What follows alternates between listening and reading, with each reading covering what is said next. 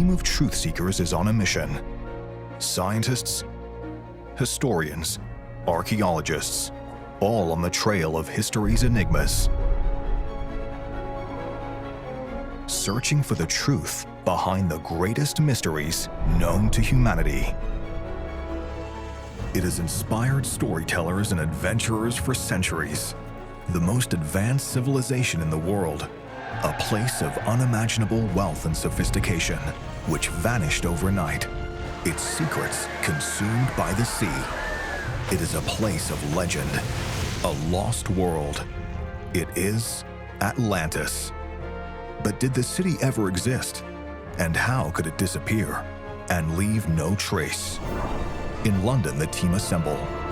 Our 4 Truthseekers combine decades of experience in different fields, but they all have one goal: to apply their knowledge and reveal the truth.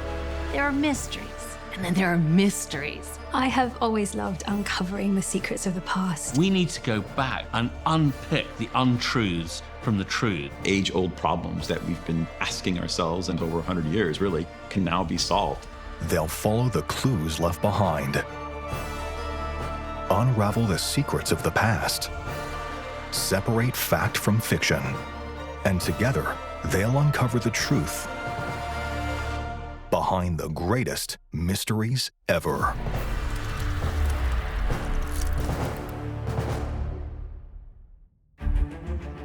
Everyone loves the idea of an unexplored continent, secret, a civilization that could heal our world today.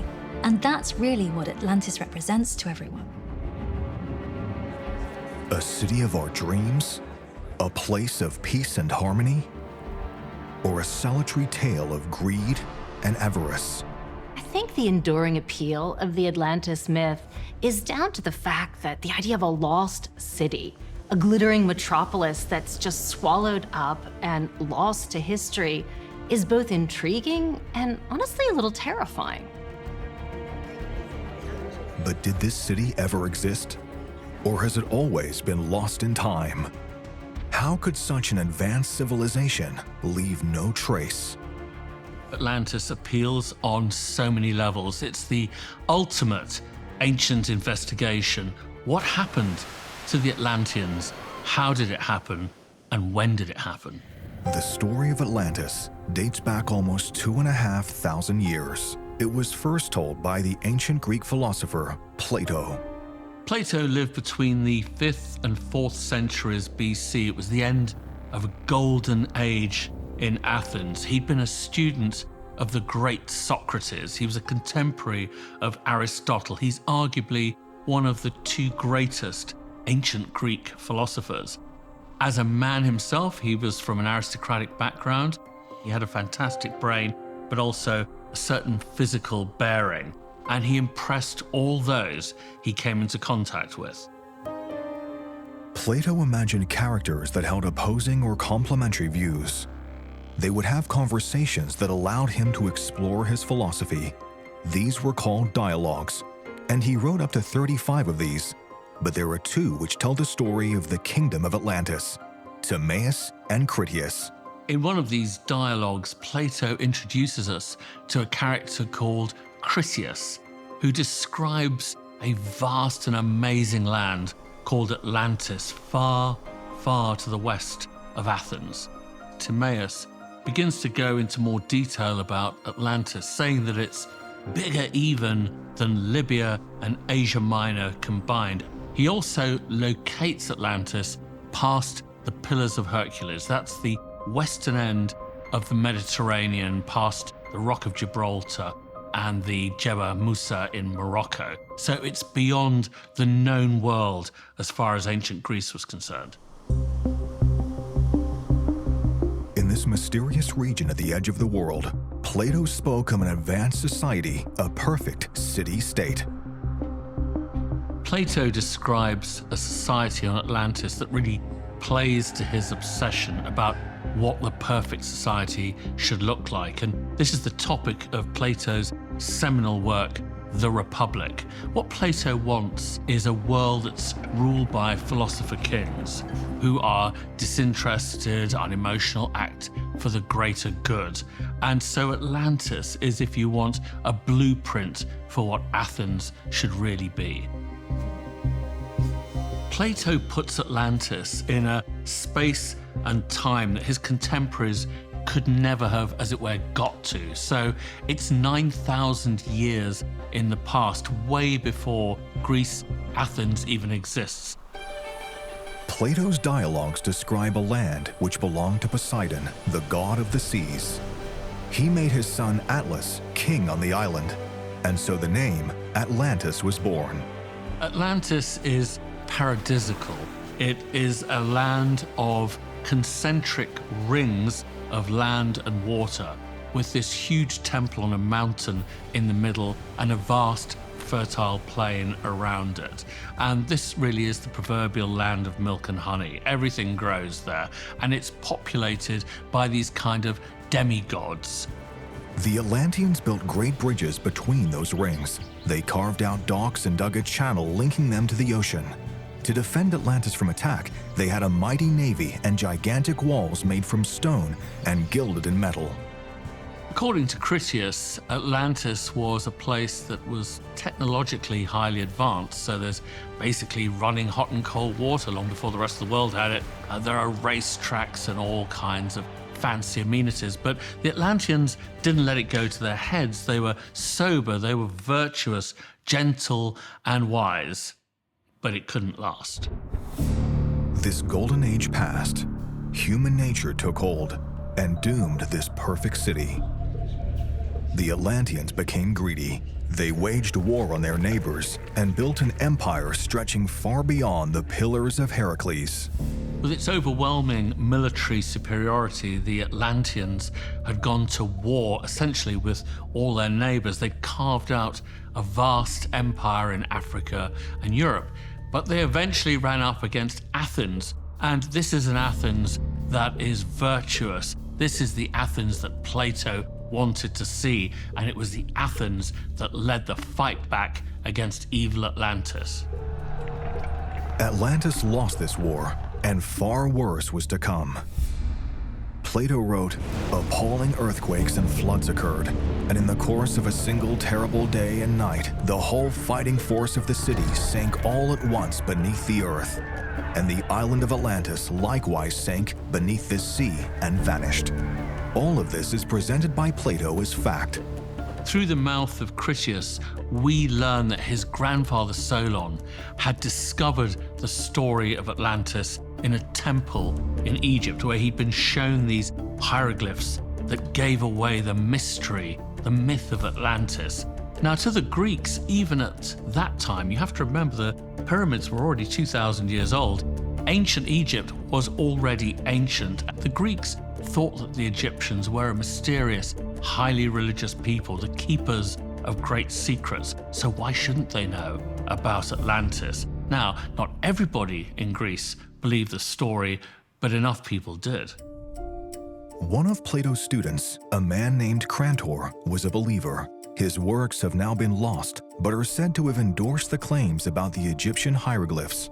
But other disciples of Plato were less impressed. One contemporary skeptic in Greece was Aristotle. He wasn't buying this story about Atlantis at all, and he said rather sarcastically that Plato, in order to make a philosophical point, could conjure a nation into existence and then just arbitrarily destroy it. The fact of the matter is Aristotle had a point, because there is no mention of Atlantis in any other historical record of the time. So maybe Atlantis was something, as Aristotle claimed, that Plato just conjured up out of his fertile imagination. The ancient Greeks constantly reworked and reused old stories. Greek playwrights like Aeschylus, Sophocles, and Euripides used myths their audiences knew well to explore the problems and issues facing the Athens of their day. If the story of Atlantis was a well-known part of their shared history, then surely men like these would have written about it. But there's no trace of it. It's important to note that the story of Atlantis isn't really a central part of Plato's writings. It appears in a couple of dozens of dialogues that Plato wrote. And in fact, he placed so little importance on it, and his students certainly did, that the story actually disappeared for centuries after Plato's death. As empires fell and the classical world faded away, Europe began to forget its languages, its knowledge, and its stories. For centuries, Atlantis was lost and forgotten, until the time of the Renaissance, when the great works of the ancients were rediscovered, and the city of Atlantis rose again. No matter whether or not Atlantis is true or not, it's still, for most people, a mystery still waiting to be solved. No, Atlantis is somewhere out there to most of us, and we want to know where it is.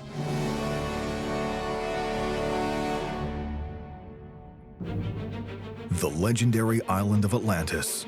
According to the Greek philosopher Plato, it was the perfect civilization made by a god. But in the course of a single night, it was lost to the ocean, never to be seen again. That is the story as the ancient Greeks knew it.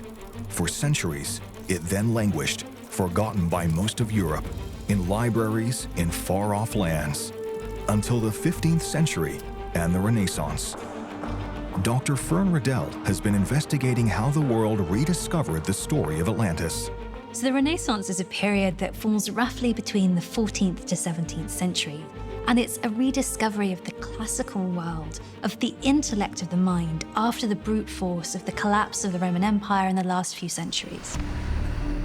During the 13th century, Europe sent its crusader armies into the East to win the Holy Land for Christianity. But among the spoils of war shipped home to Europe was something more delicate and more powerful: the language and literature of an ancient people.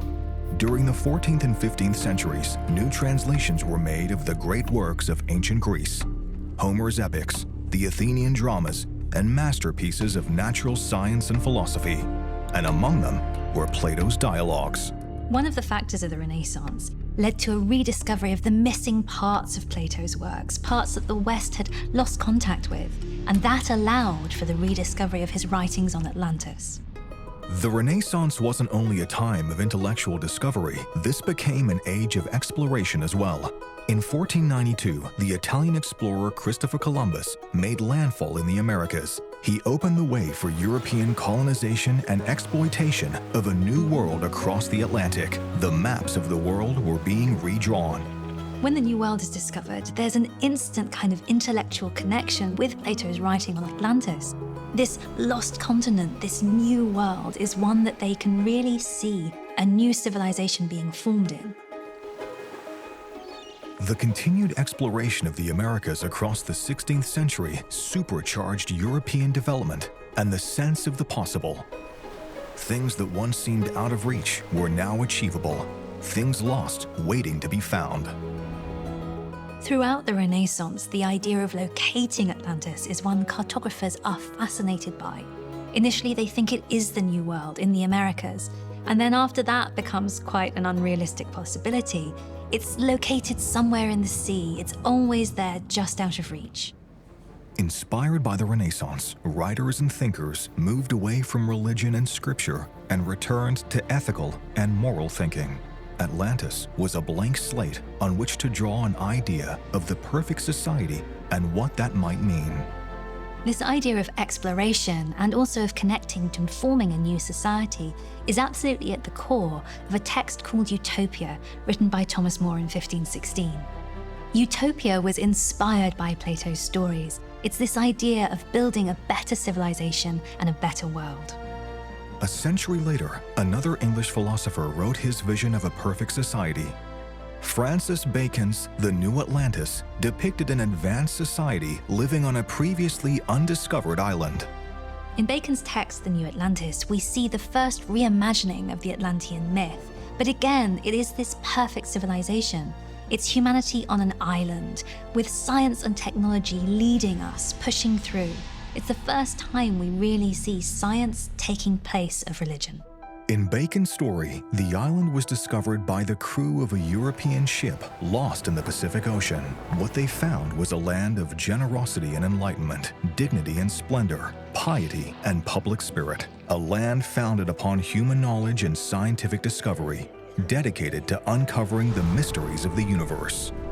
These books really were challenging their audience to try and think about what the perfect society should be like. I mean, it's actually incredibly revolutionary for the time, because this is not the idea that the state and the church should be in control of your lives, but that actually you have purpose. You need to explain and decide what the perfect human society should be like. Atlantis continued to inspire writers and thinkers, but in the 1870s, Jules Verne, the French novelist and playwright, was creating a new story about this old myth, and the world was hooked again.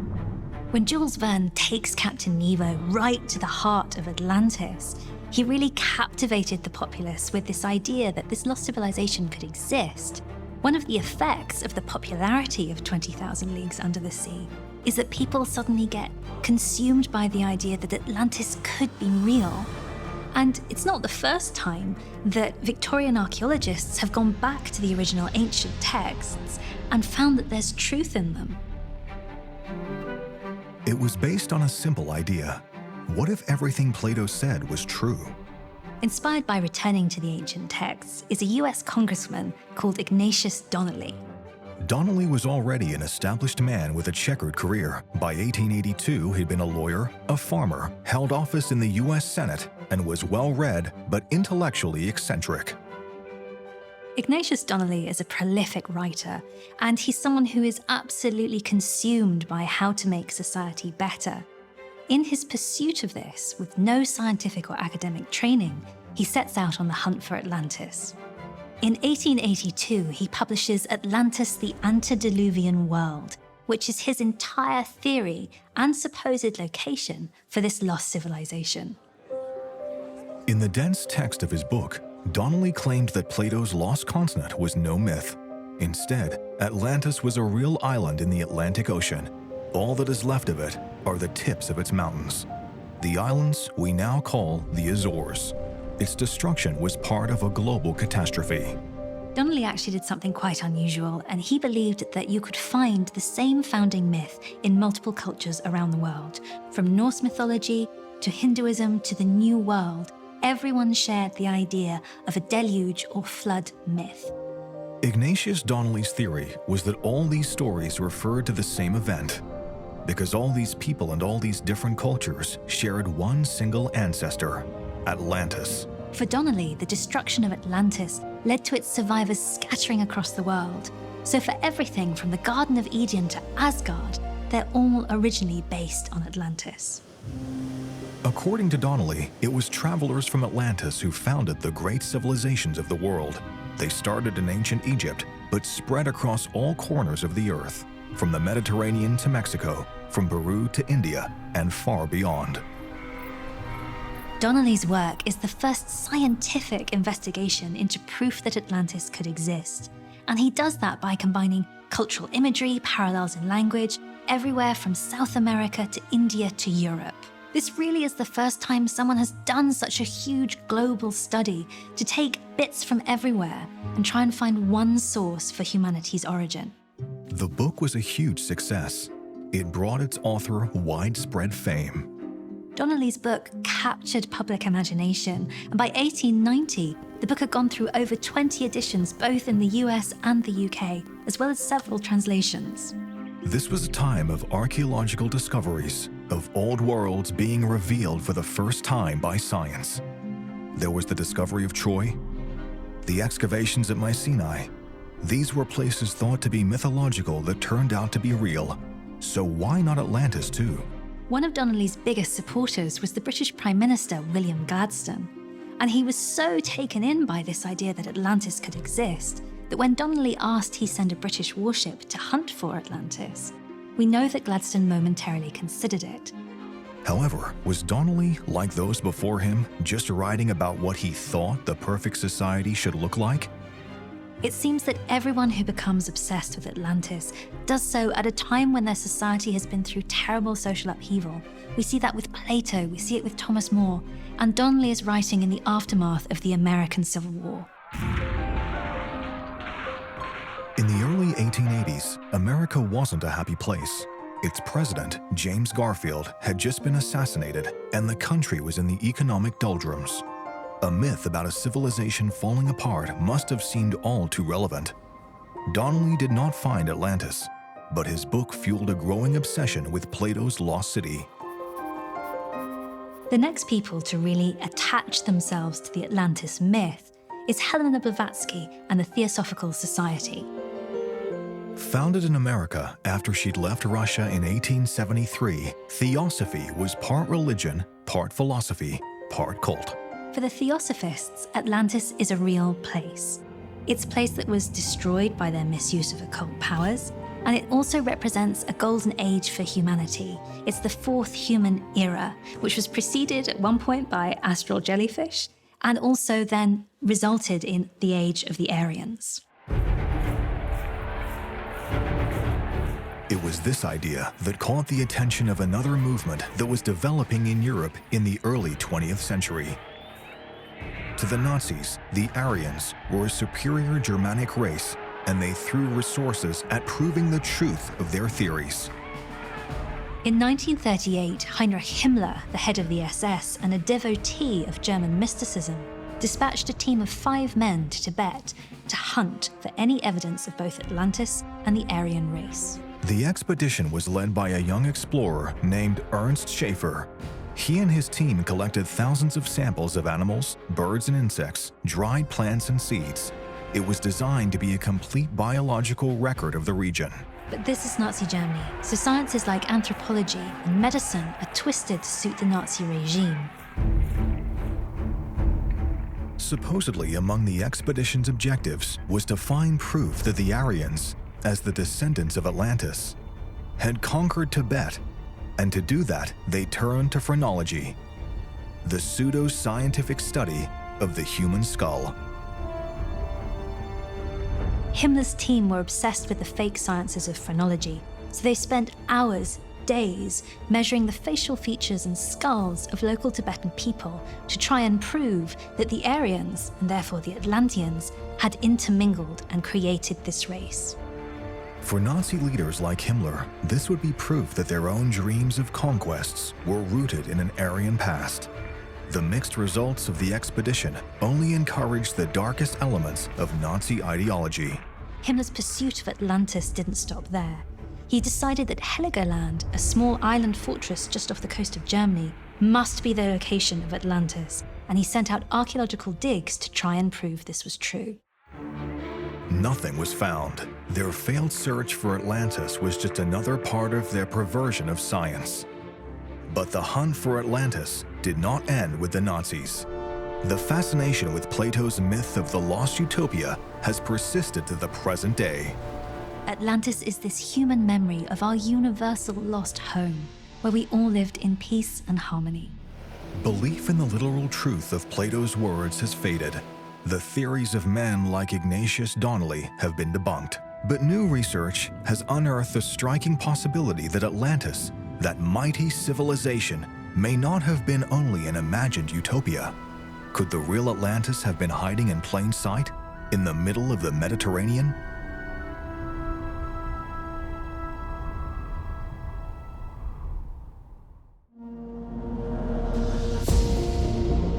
Once Atlantis was thought to be only a myth dreamt up by a philosopher long ago. But there are many who now believe more lies behind that story, that Plato based his fable on real events, that Atlantis, or its inspiration at least, could be found if we looked in the right place. The Truthseekers have traced the earliest recorded history of the tale. They've examined how it was rediscovered and exploited by the darkest forces of 20th century history. Now, archaeologist Dr. Mark Altaweel is evaluating the physical evidence for a real Atlantis. As an archaeologist, our job is really to separate the facts from the mystery, the facts from the sort of stories and mythology that's out there. Plato's writings were varied, and we know not everything he wrote should be taken literally. We know Plato certainly mixed a lot of mythology in the way he wrote things in the Republic. For instance, he discusses Atlantis as a place that was advanced, that existed over 9,000 years ago, and certainly that cannot be true. However, we can look at these stories and begin to search for pieces of evidence. Often in ancient documents, you have a kind of mixing of more recent events with sort of stories and mythical kinds of ideas. So you can begin to search for those kernels of truth. Over the centuries, different writers and scientists have suggested locations as varied as Malta, Sardinia, Spain, the Sahara, and even the frozen South. There have been many theories as to where Atlantis could have been. One idea is that Antarctica may have been Atlantis. However, we can disprove a lot of these theories. In the case of Antarctica, for instance, we know plate tectonics resulted in that continent moving far south. Antarctica, of course, is a frozen land. It couldn't have existed in a place that was more temperate. Another idea is that the Reshat structure, which exists in Western Saharan desert, it has a description that sort of fits what Plato describes, which is these concentric circles about 25 miles across. It's a natural structure in the landscape.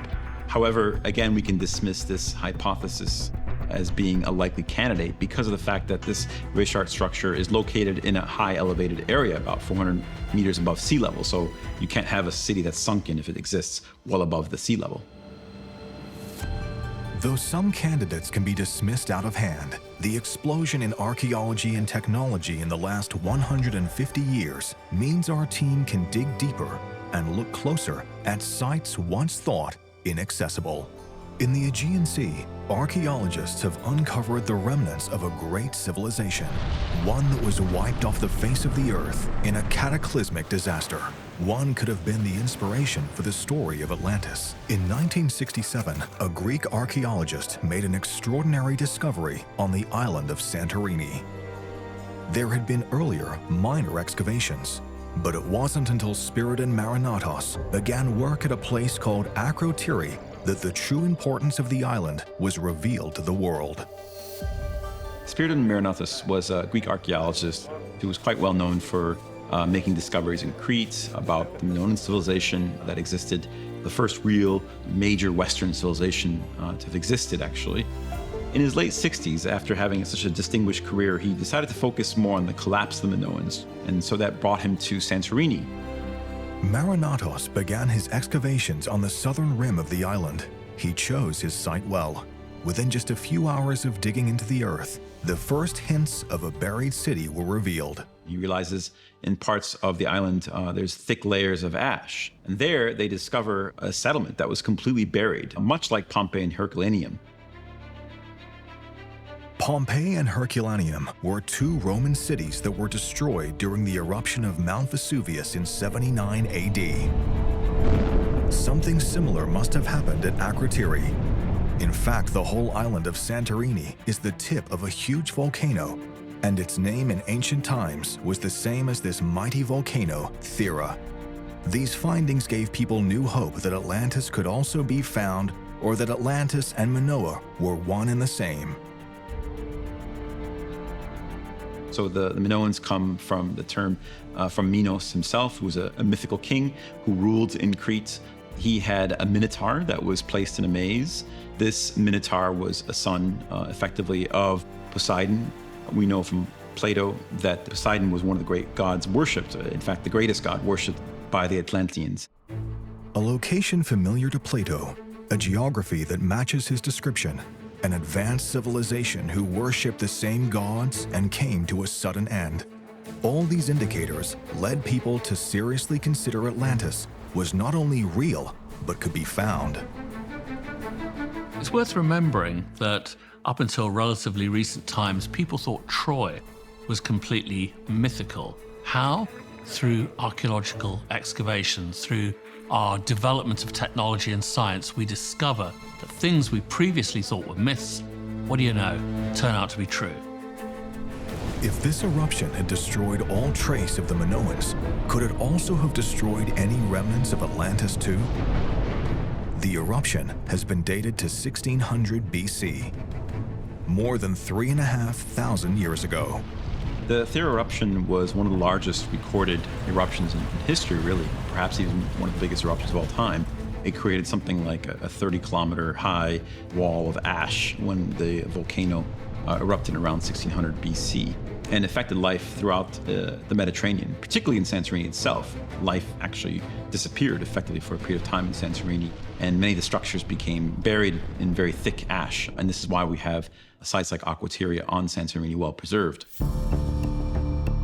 Despite the centuries the city was buried underground, it has remained in extraordinary condition. You had buildings preserved to their roof level. You had frescoes that were well preserved, as if the paint was just put on yesterday. And there was even furniture found, wooden furniture, beds, tables, and lots of household artifacts that were also very well preserved. This gave us a glimpse into life during a time period when the Minoans were ruling this region. The Minoans were one of the first advanced civilizations in the Mediterranean. In around 2000 BC, they began building cities and large palaces, beautifully decorated with statues and frescoes. They constructed paved roads, had a powerful navy, and used a written language that is yet to be deciphered to this day. So we know this was quite an advanced civilization. The Minoans were able to create quite an advanced set of technologies, trade networks, and really society overall relative to what was around them. This glorious civilization spread its influence by founding settlements in places like Akrotiri or Santorini. By the time Akrotiri was a thriving city, the Minoan civilization was highly cultured, with trading links around the Mediterranean to the Greek mainland and as far afield as Egypt and Syria. But something happened. The Minoan civilization began to decline.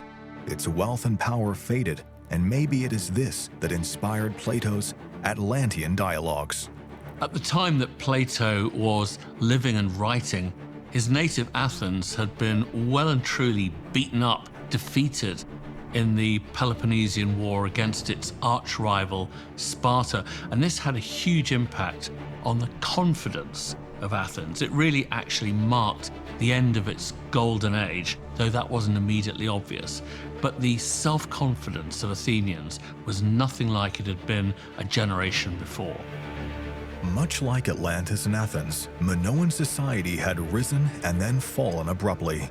And like most declines, it arrived when least expected. Now, there's been a big debate in the archaeological community as to what caused this decline. Why did the Minoans effectively disappear?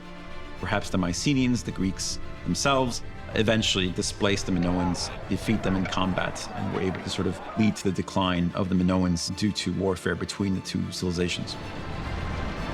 Some archaeologists, like Spiridon, have attributed the Thera eruption as a key reason as to why the civilization declined. Thera eruption having disrupted societies, the farming and the kind of trade networks that were created by the Minoans.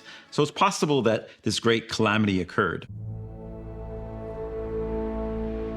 The Greek archaeologist Spiridon Marinatos had long believed that it was a volcanic catastrophe which brought down the Minoans. And at Akrotiri, he thought he had the proof.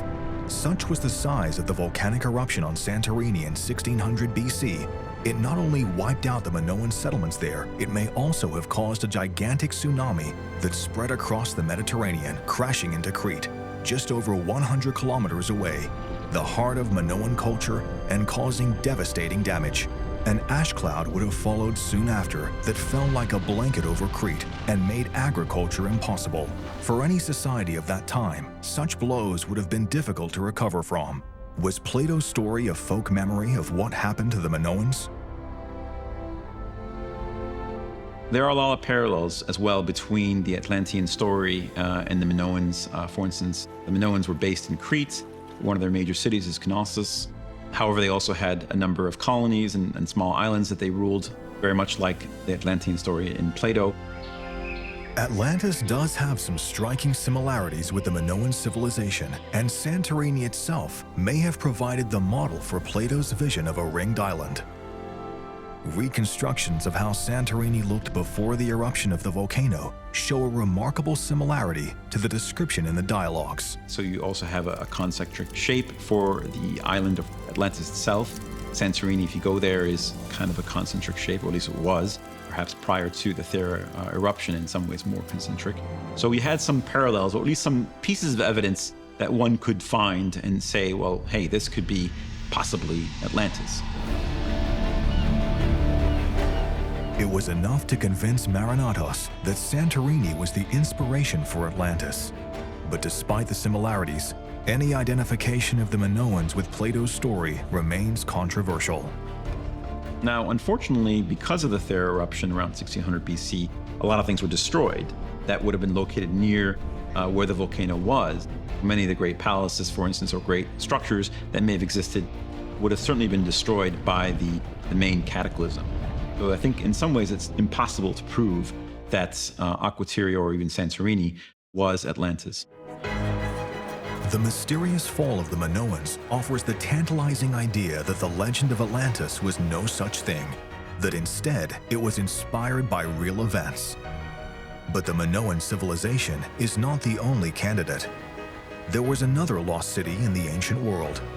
Plato's Atlantis might be far closer to home.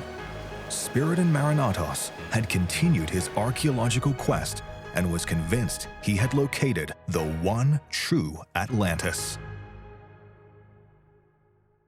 Atlantis, the lost city of legend, an advanced society destroyed over the course of a single day and night, swept away by the rushing seas. The alluring tale has intrigued generations of readers and storytellers. More recent archaeological discoveries, however, suggest the story may have its roots in real events. The Truthseekers have examined possible links to the mysterious decline of the Minoans, a powerful and wealthy civilization who lived in the Mediterranean thousands of years ago. An enormous volcanic eruption on the island of Santorini may have triggered the collapse of the Minoan civilization and inspired the Greek philosopher Plato in his descriptions of the lost city of Atlantis centuries later. But the destruction of Santorini was not the only natural disaster in the ancient world. I'm intrigued by Atlantis because it's one of those holy grail type sites that many professional archaeologists would just love to find. It's the ultimate needle in a haystack. Anthropologist Dr. Karen Bellinger is more skeptical about links between the Minoans and Atlantis. The hypothesis that the island of Santorini and the 1600 BC eruption that destroyed the Minoan civilization it's an attractive one, but the problem is there is no evidence whatsoever that Plato even knew this disaster took place. By the time Plato was writing his philosophy in Athens of the 4th century BC, more than 1,000 years had passed since the eruption of the volcano on Santorini. At the time Plato was writing, history was a brand new discipline in Greece, and Herodotus, widely considered to be the father of history, had just published his big work of history, and it had nothing to do with the Minoan civilization. Even if the Minoans had made records of the disaster and its impact, and these records somehow survived, Plato wouldn't have been able to read them. After the fall of the Minoan civilization, their writing system was forgotten. The Greek world entered a dark age. Great palaces were abandoned, the population fragmented and declined, and knowledge was lost. As impossible as it might seem to believe, even the most catastrophic natural disaster could, in fact, fade from history if there was no one to record it and pass it down for future generations. Knowledge of events and people before the advent of writing could only be passed down from generation to generation through songs and poetry. In terms of sources that might have contained information about this destruction event that Plato could have known about, there's nothing in the songs of Hesiod or the stories of Homer. In terms of what the Greeks of Plato's time knew about the Minoans, it really was restricted to myths and stories, not what we would consider historical fact.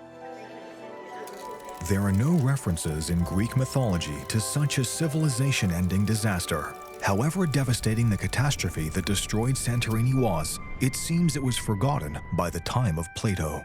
So, if Plato was inspired to write the story of Atlantis by real events, then those events must have been more recent ones. In comparison to others of his time, Plato would have been undoubtedly one of the very best read, and potentially more traveled than most. We know that he did travel a fair bit around Greece, possibly as far as Sicily, Egypt. But it's important to remember that in Plato's time, any journey above 100 kilometers would have been a major undertaking. Any candidate would need to be a seafaring nation near Greece that was destroyed in a natural disaster at some point from the 8th century BC onwards. There is one historically documented event that might have inspired Plato, and that is the 373 BC destruction of Helike, which was a major city on the Gulf of Corinth, which suffered an earthquake and was submerged. Helike was a city on the shores of the northern Peloponnese. It was an ancient city, a Bronze Age settlement that the poet Homer described fighting at the Battle of Troy. It later grew into a powerful force in the region.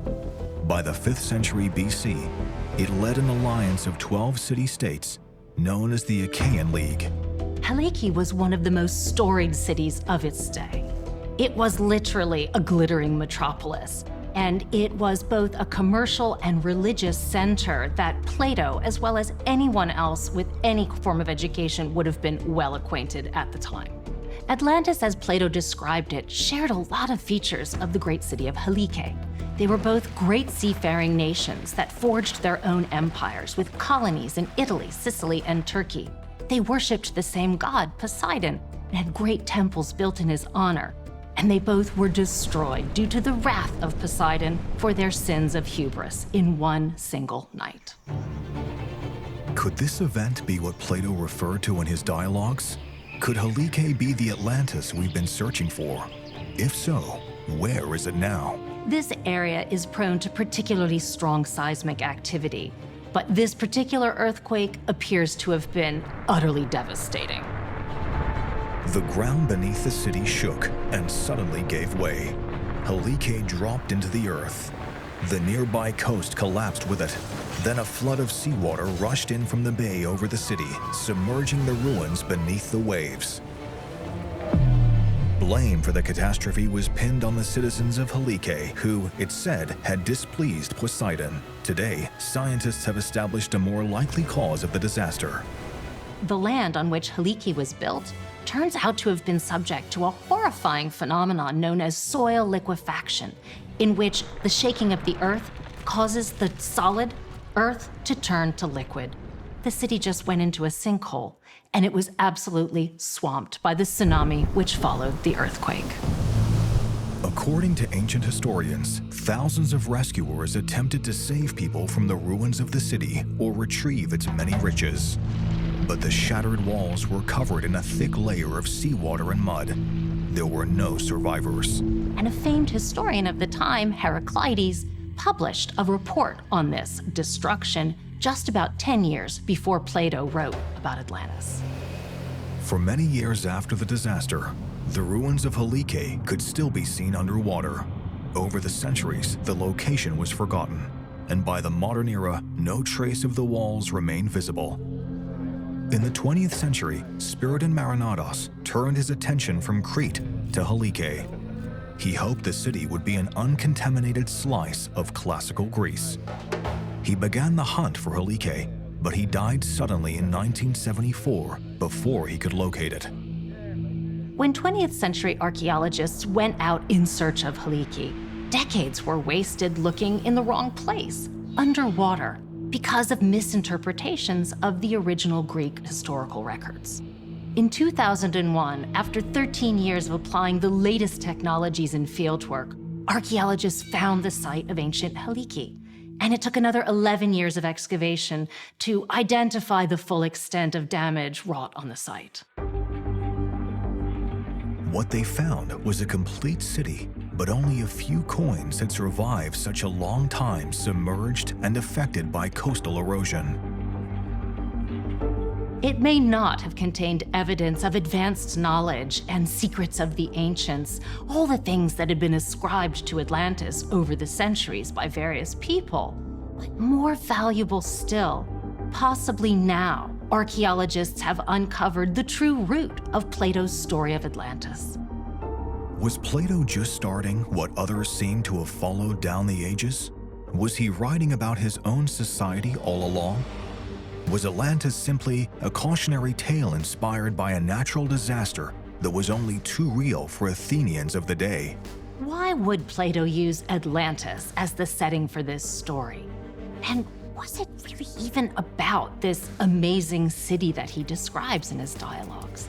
I would argue that really the story is about Athens, and it's directed to the Athenians. It's a cautionary tale, which points out the value of being a morally upright society, rather than one that grows so powerful that it is toppled by its own hubris. Well, Plato believed in the apprehension of things in reality. You had to see things to believe them, essentially, and he encouraged his students to do that. But in this case, I think Plato might have thought looking for an actual landmass called Atlantis would have been missing the point entirely. The Truthseekers have examined the earliest roots of the legend, how Plato used the story to explore what a perfect society might be. They've seen how that utopia inspired others, both as a legend to be reinterpreted and as real history to be decoded.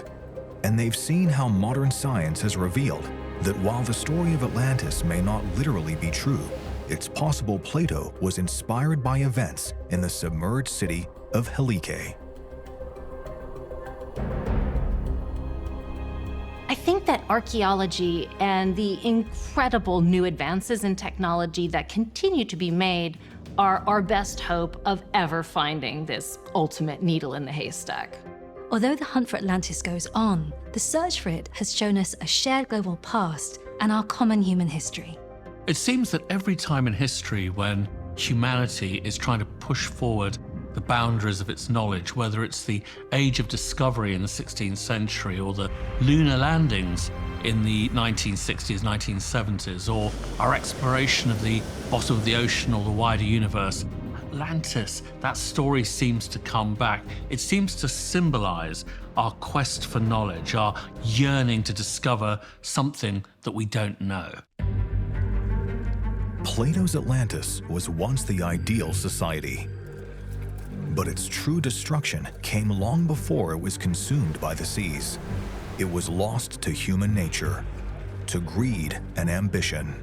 I think the Atlantean myth will always persist in some ways in our society because that story is so compelling. The Atlantean myth represents a kind of ideal, a society that was almost perfect, high technology, advanced society with morals and ethics. But at the same time, we know it's a place that ultimately fell. So it represents perhaps our own failings in life, our own societies, not quite reaching the levels and maintaining them over time. The perfect society may be an impossibility, but we still pursue it. And as long as that dream remains, the search for Atlantis will go on.